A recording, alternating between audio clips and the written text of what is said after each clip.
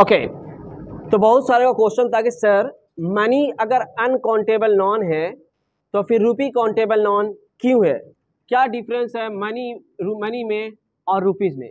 तो ध्यान से मेरी बातों को सुनने हैं। मनी क्या है, व्हाट इज मनी। मनी का मतलब होता है वेल्थ, धन।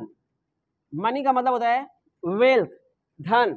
जैसे for example we don't know, जैसे मैंने मान लिया कि सपोज हम लोग शर्ट पहने हुए हैं, अगर if we sell this shirt, अगर हम लोग शर्ट को बेचते हैं तो हम लोग को कुछ पैसा मिलेगा। हम लोग बेल्ट पहने हुए हैं, अगर बेल्ट को बेचते हैं तो कुछ पैसा मिलेगा। घर को बेचेंगे तो कुछ पैसा मिलेगा। जमीन बेचेंगे तो कुछ पैसा मिलेगा। पैंट पहने अगर पैंट बेचेंगे तो पैंट बेचेंगे तो पैसा मिलेगा। शूज पहने अगर शूज बेचेंगे तो पैसा मिलेगा। तो हमारे पास जितनी भी चीजें हो अगर उसको हम बेचेंगे तो पैसा मिलेगा, और उसको हम लोग बोलते हैं वेल्थ। वेल्थ का मतलब होता है मनी।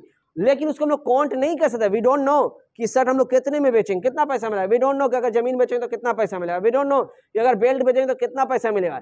इसीलिए मनी को अनकाउंटेबल नॉन माना जाता है, क्योंकि हम लोग के पास जितनी भी चीजें होती हैं वो सब मनी में आती है, और उसको हम लोग वेल्थ बोलते हैं, धन बोलते हैं। लेकिन रुपीस को हम लोग इसलिए काउंटेबल नॉन मानते हैं कि रुपीस का मतलब है जो आपके पर्स में है। सब अभी मेरे जो पर्स में है, हम बहुत आसान तरीके से गिन के बता सकते हैं मेरे पर्स में कितने पैसे हैं। और अगर हम बात करें हमारे पास बैंक में कितने पैसे हैं, अभी देखें अकाउंट चेक करेंगे तुरंत बता देंगे बैंक में कितने पैसे हैं। तो इसीलिए रुपी का रुपीज होता है, लेकिन मनी का मनीज नहीं होता है, क्योंकि मनी अनकाउंटेबल नॉन माना जाता है। क्योंकि मनी का मतलब होता है वेल्थ, और आपके पास जितनी भी चीजें हो, चाहे शर्ट हो, पैंट हो, शूज हो, जमीन हो, कार हो, बाइक हो, जितनी भी चीजें हैं सब मनी में आता है।